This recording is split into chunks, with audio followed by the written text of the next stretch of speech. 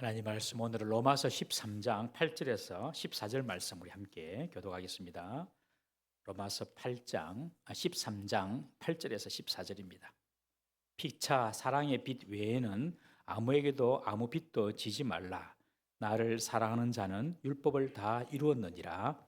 간음하지 말라, 살인하지 말라, 도둑질하지 말라, 탐내지 말라 한 것과 그 외에 다른 계명이 있을지라도 내 이웃을 내 자신과 같이 사랑하라 하신 그 말씀 가운데 다 들었느니라. 사랑은 이웃에게 악을 행하지 아니하나니 그러므로 사랑은 율법의 완성이니라.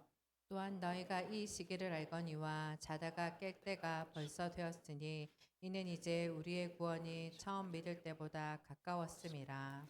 밤이 깊고 낮이 가까웠으니 그러므로 우리가 어둠의 일을 벗고 빛의 갑옷을 입자. 낮에와 같이 단정히 행하고 방탕하거나 술 취하지 말며 음란하거나 호색하지 말며 다투거나 시기하지 말고 14절 오직 주 예수 그리스도로 옷 입고 정욕을 위하여 육신의 일을 도모하지 말라. 아멘. 우리 시간 유치부 스님들 특송해 주십니다.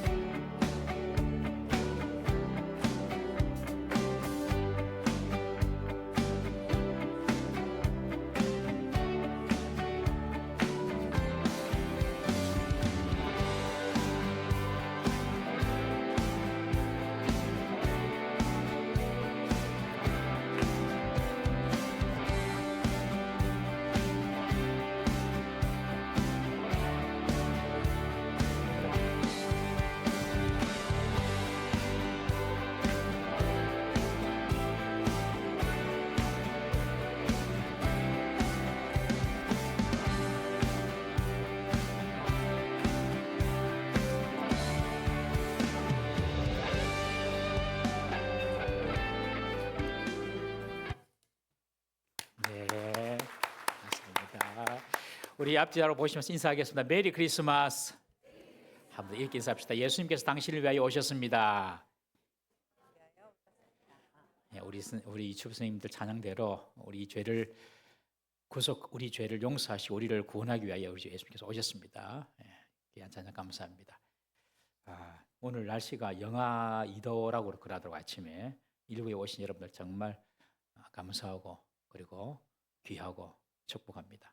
우리 다시 한번 옆에 분에게 한번 이렇게 인사하실까요?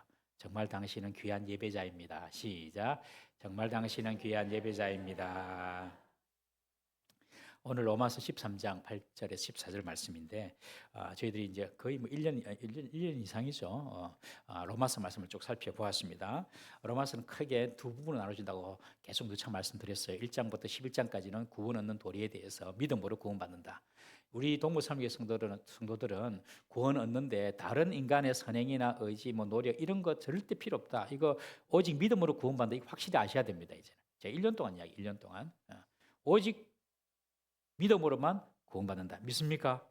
요거 절대 흔들리면 안 됩니다. 그것이 11장까지 이야기고, 그리고 12장부터 그러면 구원받은 자들 어떻게 살아야 하는가? 그 이야기가 쭉 이제 우리가 실천편으로 우리가 나와 있거든요. 이제 오늘이 마지막으로 제가 살펴보고자 합니다. 우리가 오늘 말씀을 통하여서 이제 2024년도 얼마 남지 않았는데 지금 한 주 정도, 한 10일 정도 남았나요? 그 정도 남았는데 10일도 채 못 남았죠.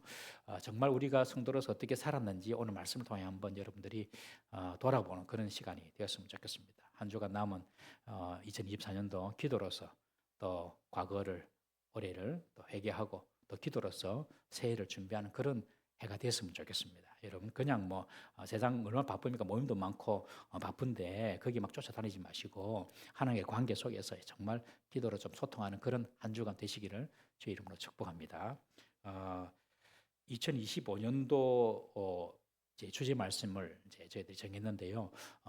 다음 주에는 2025년도 주제 말씀을 가지고 이제 12월 마지막 주 주제 말씀을 가지고 2025년도를 어떻게 준비하고 다짐할 것인가에 대해서 한번 살펴보고, 그리고 2025년도 새해 첫 주에는 새벽 예배 때 하고 있는 매일 성경 큐티 본문의 일정을 따라서 이제 새해 첫 주부터 설교를 하겠습니다. 우리 작년뿐만 아니라 주일학교도 그리고 청년까지 매일 성경 본문을 가지고 2025년 첫 주부터 그렇게 동일하게 설교를 하고자 합니다. 그래서 모든 세대가 동일한 성경 말씀을 가지고 묵상하고 또 그 말씀의 은혜를 우리들이 깊이 있게 누리고자 하거든요. 이렇게 하는 이유는 첫 번째는 6년에 한 번은 성경을 한번 다 볼 수가 있습니다. 매일 성경 큐티 본문을 하게 되면 6년에 한 번은 성경을 다 한번 붙을 수가 있어요. 그래서 창세기 이야기 한번 해봐라 그러면 쭉 한번 이야기할 수 있어야 돼. 요한계시록 이야기해봐라 그러면 이제 올해 7월 달에는 요한계시록 하는데 요한계시록 이야기하면 멍멍히 있으면 안 되고 이야기할 수 있어야 돼요. 우리들이. 그래서 6년에 한 번 성경을 다 볼 수 있게 그렇게 편집되었습니다. 그래서 매일 성경 본문을 따라서 새벽기도와 함께 그렇게 주일마다 살펴보고 모든 세대가 주일학교 유치부부터 청년까지 그리고 작년까지 모든 세대가 그 주일날에는 한 본문 말씀으로 설교를 하고 하거든요. 그렇게 하는 이유는 온 교회가 한 말씀으로 같은 마음, 같은 생각을 가지고 통일성 있게 신앙생활을 하기 위한 것입니다. 그리고 가정에서 부모와 자녀 세대 간의 말씀의 소통과 은혜를 나눌 수 있도록 모든 세대가 그 주일날 같은 설교 본문을 가지고 설교를 하게 됩니다. 그러면 집에 가서 자녀들에게 또 부모들이 물으셔서 오늘 뭐 부서에서 받은 은혜가 무엇이냐 하고 서로 소통하고 나눌 수 있도록 그렇게 좀 말씀을 소통하고 나눌 수 있도록 그래서 같은 본문으로 다음 주부터 12월 25년 1월부터 첫 주부터 그렇게 시작이 될 것입니다. 특별히 이제 주일에 여러분들 새로운 또 예배가 신설이 되는데 가정 예배가 신설이 됩니다. 할렐루야 너무 좋죠? 가정 예배가 신설이 됩니다. 너무 기대되지 않습니까, 여러분? 우리에게 50년 사이에 없었던 일들이 지금 일어나고 있어요. 가정 예배가 있어요, 가정 예배가. 주일날 어떤 분이 그렇게 말씀하시더라고요. 장로님이 그러시더라고요.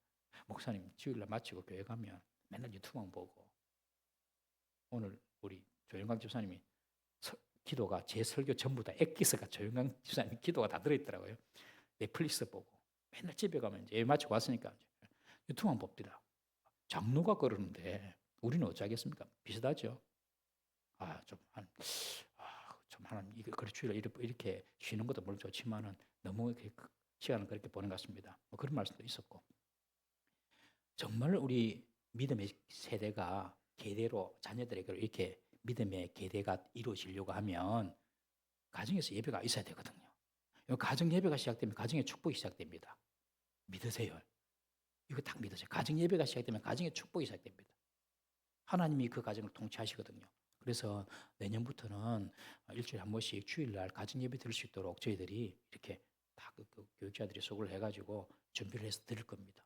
그래서 내년부터는 집에 돌아가시면 저녁에 식사하시고 말씀을 가지고, 근데 그 가정 예배 본문도 주일 예배 본문과 똑같아요. 적용만 달라요, 적용만. 그렇기 때문에 계속 말씀을, 똑같은 말씀을 그 주일날에는 읽고 듣고 묵상하면서 말씀에 깊이 은혜 속으로 들어가기 위하여서 내년부터는 가정 예배까지 같은 본문으로 그렇게 저희들이 준비를 하고 있습니다. 그래서 여러분들 가능하시면 큐티책을 구입하시면 좋아요. 이제 주일날에도 큐티책 하나만 딱 들고 오면 될 수도 있어요. 큐티책 구입해야 되는데 우리 성도님들이 서점에 가서 불편하기 때문에 교회에서 일정량을 구매를 해놨습니다. 그래서 여러분들이 사무실에 가시면 사실 수가 있어요. 큐티책 내년 1월 달부터 있는 큐티책 오늘부터 판매를 합니다. 오늘부터 교회에서 이제 대량으로 이렇게 구입했기 때문에 10% DC를 해주더라고요. 그래서 두 달에 한 번 4,000원 정도 됩니다. 4,050원 두 달에 한 번. 싸죠. 두 달에 한 번. 500원도 안 되죠, 그죠, 하루에. 그래서 4,050원을 주시면 두 달치 큐티를 받을 수가 있습니다. 그래서 오늘부터 여러분들 사셨으면 좋겠어요. 그래서 1월 달부터 매일 큐티도 하면서 그리고 설교도 듣고 또 가정 예배도 드리고, 그러면 하나님께서 내년에 정말 가정의 교회에 하나님께서 부으신 은혜가 그리고 복이 충만할 줄로 믿습니다. 그렇게 한번 우리가 시작을 해봤으면 좋겠습니다. 오늘 말씀은 그리스도인으로 살아가는 삶의 가장 본질적이면서도 가장 총괄적인 진리를 교훈하고 있다. 그렇게 볼 수가 있습니다. 그리스도인으로 살아가는 삶의 가장 본질적인 삶, 그리고 총괄적인 진리, 그것이 뭐냐? 구원받은 성도들의 삶은 한마디로 사랑과 거룩입니다. 한번 따라해 보시겠습니까? 사랑과 거룩. 여러분, 구원받은 성도들한테는요, 사랑이 보여야 됩니다. 구원받은 성도들은요, 세상과 구별된 거룩이 보여야 됩니다. 예수 믿는 사람들이 예수 안 믿는 사람들 한다고 똑같이 살아서는 안 됩니다. 그거는 거룩이 아닙니다. 거룩은 구별된 삶이거든요. 그러니 구원받은 사람들에게는 사랑과 거룩이 보여야 됩니다. 하나님의 백성은 하나님 나라의 법을 지키는 사람들 아닙니까? 하나님 나라의 법의 요체가 10계명입니다. 10계명. 그 10계명, 하나님의 백성은 이 10계명을 지켜야 되는데 이 구약의 이스라엘 백성들은 10계명을 그 법 조항만 이렇게 지키면 잘 지켜지는 것이라고 생각을 했습니다. 그러나 바울은, 예수님도 그러셨지만 이 10계명의 정신, 법의 정신을 말씀해 주십니다. 이 10계명, 율법의 정신이 무엇입니까? 그것이 바로 사랑입니다. 사랑. 법의 정신은 사랑입니다. 법과 사랑, 뭔가 좀 이질적이고 어울리지 않는 것 같지 않습니까? 그런데 그 법의 근본 정신이 바로 사랑이 되어야 한다는 것입니다. 세상 법은 그 법 조항만 지켜도 어렵다, 그렇게 인정을 할 수 있지만 하나님의 법은요, 그 정신이 반드시 실행이 되어야 됩니다. 법을 지키는 것이 형벌에 대한 두려움 때문에 혹은 보상심리 때문에 이행되어져서는 안 되고, 그 법을 지키는 것이 사랑이 기초가 되어야 된다. 그것이 십계명의 원리인 것입니다. 그래서 10절에 보면 사랑은 율법의 완성이니라 그렇게 말씀하지 않습니까? 오늘 본문에 보니까 간음하지 말라, 살인하지 말라, 도적질하지 말라, 탐내지 말라, 이런 율법들이 있습니다. 그런데 이 모든 율법들은 사랑 하나로 다 이룰 수가 있는 것입니다. 여러분, 상대를 인격적으로 소중히 여기고 존중하는데 그 사람은 간음할 수 있겠습니까? 여러분, 상대의 그 생명을 소중하게 여기는데 살인할 수 있겠습니까? 그 상대가 소유하고 있는 소유물들을 귀하게 보는데 그것을 도둑질하고 탐낼 수가 있겠습니까?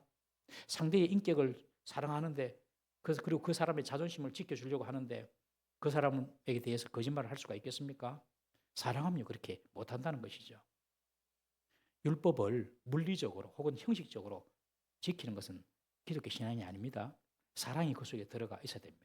사랑만 그 속에 있으면요, 기본적으로 이웃에게 악을 행하지 않습니다. 여러분, 누군가에게 우리가 악을 행했다면 그것은 사랑하지 않는다는 것입니다. 사랑하면 기본적으로 악을 행하지가 않아요. 유명한 성 어거스틴이 한 말이 있습니다. 사랑하라, 그리고 내 마음대로 하라. 한번 따라해 보시겠습니까? 사랑하라, 그리고 내 마음대로 하라. 이게 무슨 말입니까? 사랑하라, 그리고 네 마음대로 해라. 무슨 말입니까? 사랑하면, 정말 상대를 사랑하면 상대가 싫어하고 상대가 원하지 않는 일을 할 수가 없다는 것입니다. 네가 정말 사랑하면 네 마음대로 해도 괜찮다.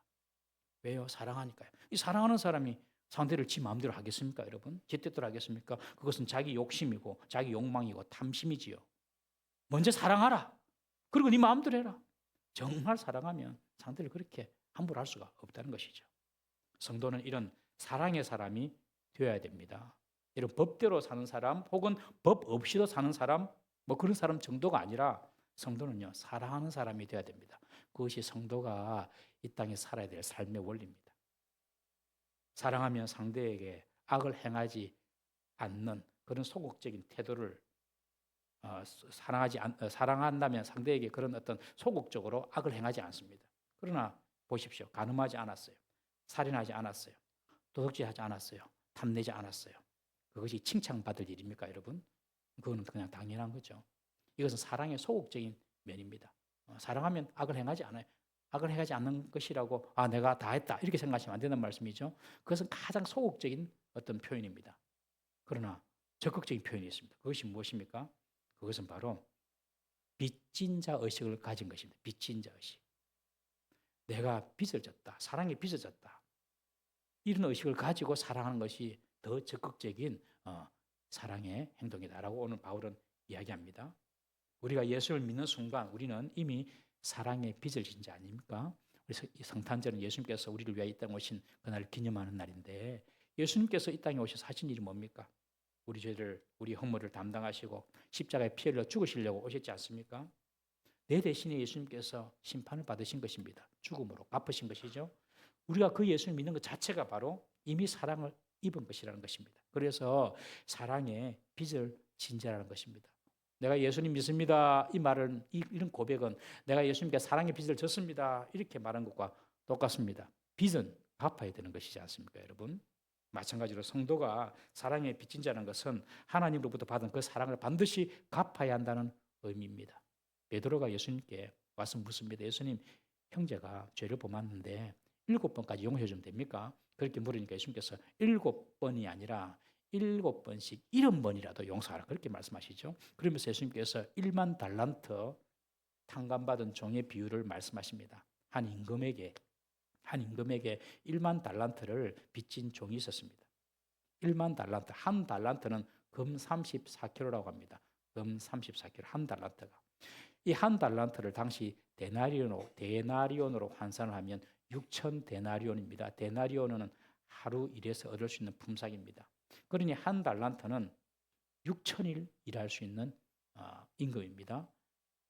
6천일 대충 계산하면 한 20년. 한 달란트가 20년 일해서 벌 수 있는 돈이에요. 그런데 1만 달란트니까 얼만큼입니까?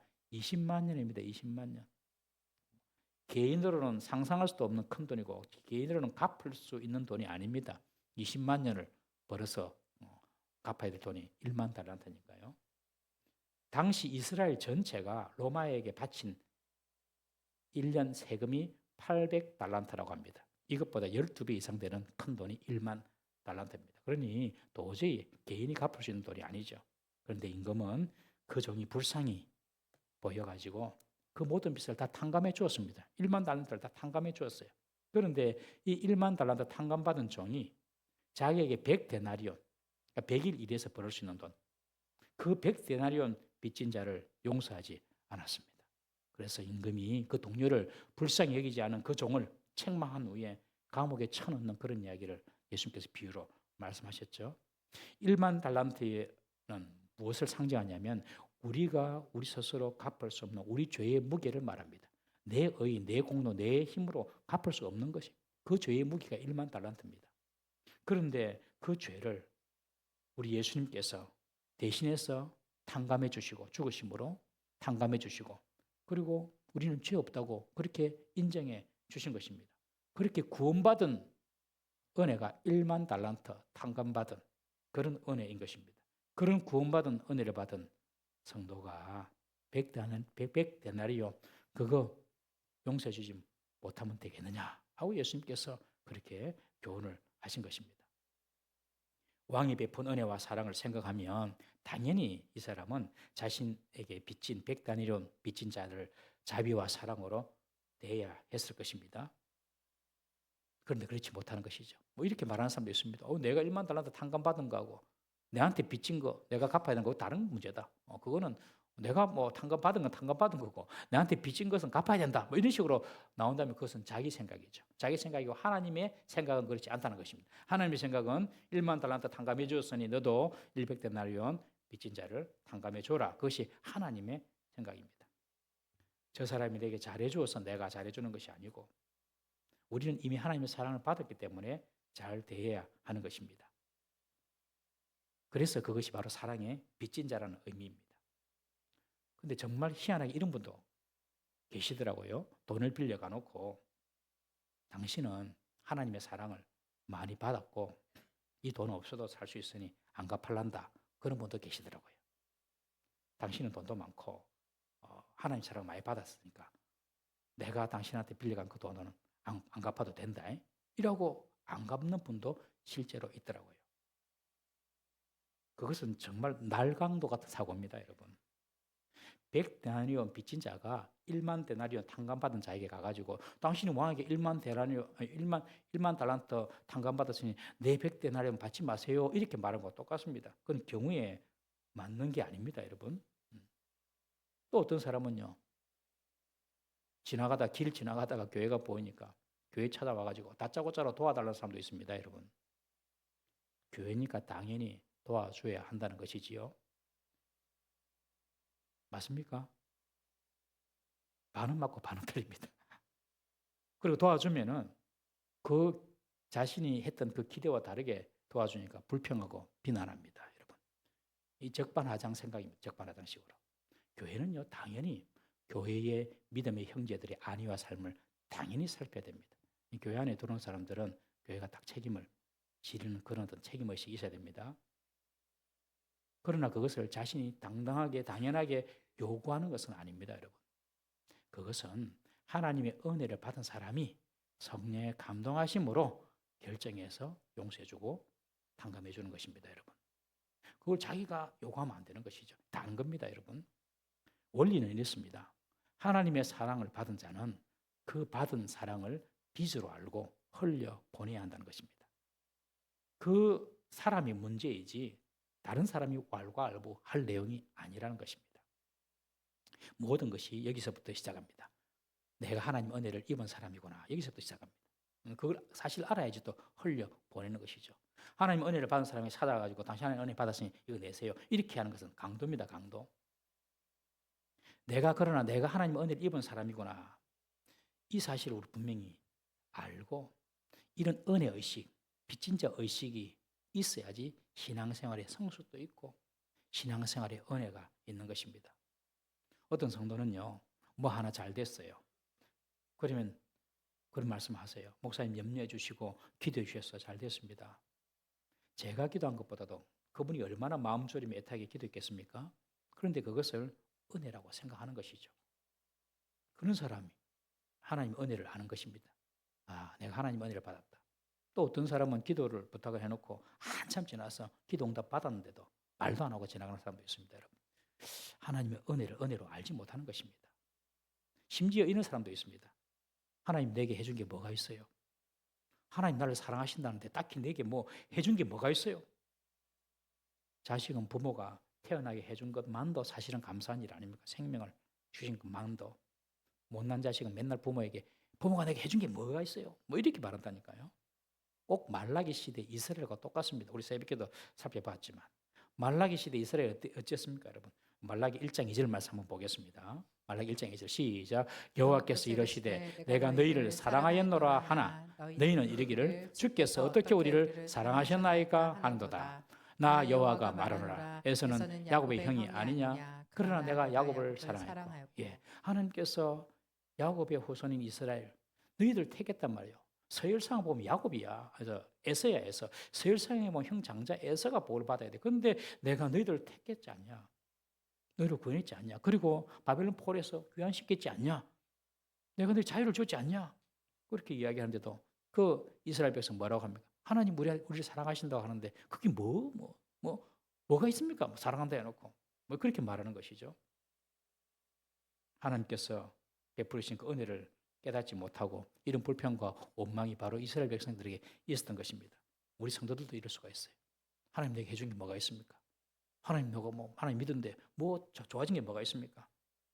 여러분, 하나님의 사랑을 보지 못하는 것은요, 자신의 죄가 가리워서 보지 못하는 것입니다. 우리 이사야 59장 1절 말씀 한번 읽어보겠습니다. 시작. 여호와의 손이 짧아 구원하지 못하심도 아니요 귀가 둔하여 듣지 못하심도 아니라 오직 너희 죄악이 너희와 너희 하나님 사이를 갈라놓았고 너희 죄가 그의 얼굴을 가리어서 너희에게 듣지 않으시게 함이시니라. 너희 죄가 우리 사이를, 하나님과 우리 사이를 갈라놓았다는 것이죠. 하나님의 사랑을 모르고 하나님의 은혜를 모르는 것은 지금 내게 악한 행실이 하나님과의 그 복을 가로막고 있는 사실을 알아야 합니다. 그러나 복받은 사람은요, 하나님의 은혜와 사랑을 아는 사람입니다. 하나님의 은혜와 사랑을 받았으니 내가 그 사랑의 빚을 누군가에게 갚으며 살아야 되겠다, 그렇게 생각하는 것이죠. 사랑하는 성도님 여러분, 우리가 하나님의 사랑과 은혜를 받은 사람임을 깨달으시기를 바랍니다.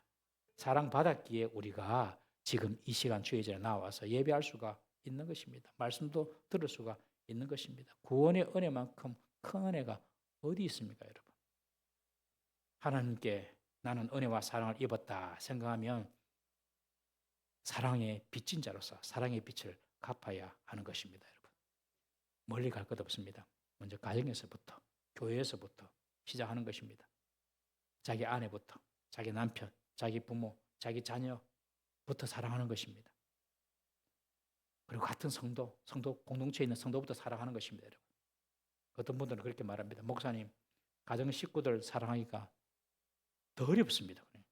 왼수입니다, 왼수. 이쁜 구설이라는 하나도 없습니다. 더 힘듭니다. 그렇게 말씀하신 분도 계세요. 여러분, 그러나 우리가 사랑하는 것은 상대를 보고 하는 것이 아니라 하나님을 보고 사랑하는 것입니다. 나 같은 죄인까지도 살리신 그 하나님의 은혜, 그 은혜 생각하면서 상대를 사랑하는 것인 줄 믿으시기를 바랍니다. 교회에서 헌신도 하고 교회에서 봉사하는 것도 마찬가지입니다, 여러분. 하나님의 사랑을 받았기에 내가 그 사랑의 빚을 갚는 것입니다. 건강 주셨기 때문에 우리가 이 아침에도 나와서 봉사할 수 있는 겁니다, 여러분. 내게 재능 주셨고, 내게 지혜 주셨고, 내게 물질 주셨고, 내게 사람 붙여주셨기 때문에 그것이 하나님의 은혜로 주어진 선물이고 사랑이기 때문에 우리가 주님께 나와서 감사하면서 예배하고 봉사할 수 있는 것입니다. 여러분, 주님 나라를 위해서, 교회를 위해서 헌신하고 봉사할 수 있는 것이 축복인 줄 믿으시기 바랍니다. 어젯밤에도 토요일 늦게 준비하다가 마음속에 이렇게 이렇게 불피는, 토요일마다 좀 일찍 가서 좀 씻으면 좋겠다, 그런 마음이 쑥 나와다가 딱 제가 닫았어요. 하나님 일할 수 있음을 감사합니다 그랬어요. 저 좀 쉬고 싶은데 감사합니다 그랬어요. 딱 입을 닫았어요. 하나님 싫어하시더라고요, 그런 말들을. 여러분, 우리가 봉사하고 섬길 수 있는 것 하나님 은혜인 줄 믿으십시오. 그거 자꾸 불평하면 가져가 버립니다, 여러분들. 하나님께서. 여러분, 하나님께서 우리에게 주신 그 은혜와 사랑이 있기 때문에 섬기고 헌금하고 봉사하고 이런 빚진 자 의식이 있어야 됩니다. 빚진 자 의식이. 여러분, 이런 빚진 자 의식이 신앙의 뿌리가 되어야 됩니다. 내 신앙의 뿌리가 빚진 자 의식이 되어야 됩니다. 주님, 내가 사랑받았으니 사랑하며 살겠습니다. 주님, 내가 은혜 받았으니 은혜를 베푸며 살겠습니다. 내가 1만 개 받았으니 1개라도 흘려 보내겠습니다. 이게 사랑의 삶입니다. 요한복음 13장 35절에 보면 너희가 서로 사랑하면 이로써 모든 사람이 너희가 내 제자인 줄 알리라. 예수님의 제자, 예수님의 사람이라는 정표는요, 딴 것 아닙니다. 사랑이 있어야 됩니다, 사랑이. 여러분, 우리 교회 모든 성도들은 예수님의 제자로서 먼저 받은 그 은혜와 사랑을 나눌 수 있는 사랑의 사람 될 수 있기를 주의 이름으로 축복합니다. 올해 2024년도 얼마나 내가 사랑하고 살았는가 한번 돌아보십시오. 내가 얼마나 사랑하고 살았는가. 앞으로 올 2025년도 하나님, 내가 사랑하며 살겠습니다. 그런 결심을 하는 것이 구원받은 성도의 삶의 모습인 것입니다. 두 번째로, 구원받은 성도들의 삶의 태도는요, 늘 깨어있는 삶을 살아야 합니다. 늘 깨어있는 삶. 성도는 이 땅을 살면서 이 땅에서 모든 것을 이루려고 하는 사람이 결코 아닙니다. 성도는 언젠가 하나님 앞에 서게 될 종말의 때가 있음을 알고 사는 사람들입니다. 역사적이고 우주적인 세상의 종말이 아니더라도 개인의 종말이 있음을 알고 언젠가 내가 하나님 앞에 서게 될 것이다. 그 날을 염두하고 살아가는 사람이 바로 그리스도인들입니다. 그래서 매일매일 깨어 있어야 됩니다. 매일매일. 깨어 있다는 말은 오늘 본문의 표현으로 보면 빛의 갑옷을 입는 것입니다. 갑옷은 전쟁에서 입는 옷입니다. 갑옷은. 이 말은 구원받은 성도들은 늘 영적인 전쟁이 있다는 것입니다. 늘 영적인 전쟁에서 구원받습니다. 여러분 새 가족이 교회에 나왔습니다. 예수 믿는 순간요. 영적인 전쟁이 찾아옵니다. 자꾸 이런 시련도 찾아오고 이런 시련도 찾아오고 자꾸 교회 못 갈 일이 생긴다니까요. 그런 영적인 시련이 있다는 것입니다. 한번 딱 이기면 됩니다. 한번 딱 이겨버리면 그 다음부터는 없습니다. 여러분. 다음 단계가 또 넘어가는 겁니다. 늘 이 영적인 전쟁. 그래서 빛의 갑옷을 입어야 돼요. 빛은 어둠과 싸웁니다. 어둠과. 오늘 본문에 보면 낮에와 같이 단정히 행하라 그럽니다. 낮처럼 살아라는 것입니다. 낮처럼. 밤처럼 살지 말고 낮처럼 살아라. 여러분 밤의 시간은요. 세상에 유혹이 많은 시간입니다. 여러분. 밤에 많이 돌아다니는 것은 사실 좋지 않습니다. 여러분. 밤에 밖에 나가 있으면 유혹이 찾아옵니다. 여러분. 사건 사고의 80%가 거의 다 밤 시간에 생기지 않습니까? 여러분. 밤에는 집에 들어가서 내일을 위해서 그냥 푹 쉬십시오. 그게 밤입니다. 밤. 밤에 방탕하기 쉽고 밤에 술 취하기 쉽고 밤에 음란하기 쉽고 밤에 호색하기 쉽고 밤에 다투기가 쉽습니다. 여러분. 그래서 밤에 다니지 말고 늘 나처럼 살아라. 그것이 빛의 갑옷을 입고 사는 것이다. 그리고 자신의 육신의 욕심을 따라 살지 말고 육신의 일을 dom하지 마라. 이 땅에서 내가 뭔가 더 가져보려고 이 땅에서 내가 뭔가 더 누려보려고 이 땅에서 내가 뭔가 더 이렇게 뭐 좀 뜬끈거려 보려 살려고 그래 살지 마라. 먹든지 마시든지 무엇을 하든지 하나님의 영광을 위하여 하라. 육신의 일을 도모하지 말고 하나님 나라와 영광을 위해 살아라. 여러분 이것이 믿는 자의 삶의 지표가 되고 삶의 교훈이 될 줄로 믿습니다. 그러기 위해서는 영적인 싸움을 싸워야 됩니다. 거룩하게 사는 것입니다. 거룩하게 사는 것.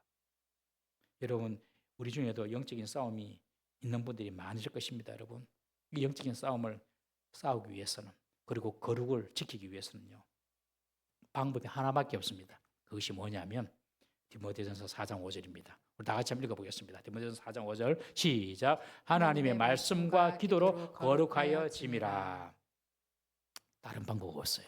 말씀 안 보고 말씀 안 듣고 기도 안 하고 절대로 어둠의 세력과 싸워서 이길 수가 없습니다. 여러분 성도가 거룩해야지 영적인 힘이 생기거든요. 그런데 그것은 말씀과 기도예요. 여러분 정말 말씀과 기도 중요합니다. 매일매일 말씀을 들어야 됩니다. 매일매일 말씀을 읽어야 됩니다. 정해진 시간에 기도해야 됩니다. 기도 교회 와서 하는 것만 아닙니다. 여러분 집에서도 직장에서도 기도해야 됩니다. 우리가 새벽마다 새벽 기도하고 나면은 말씀을 보내드리죠. 꼭 여러분들 그 말씀을 목사들이 보내주는 말씀을 꼭 이렇게 들으십시오. 들으십시오.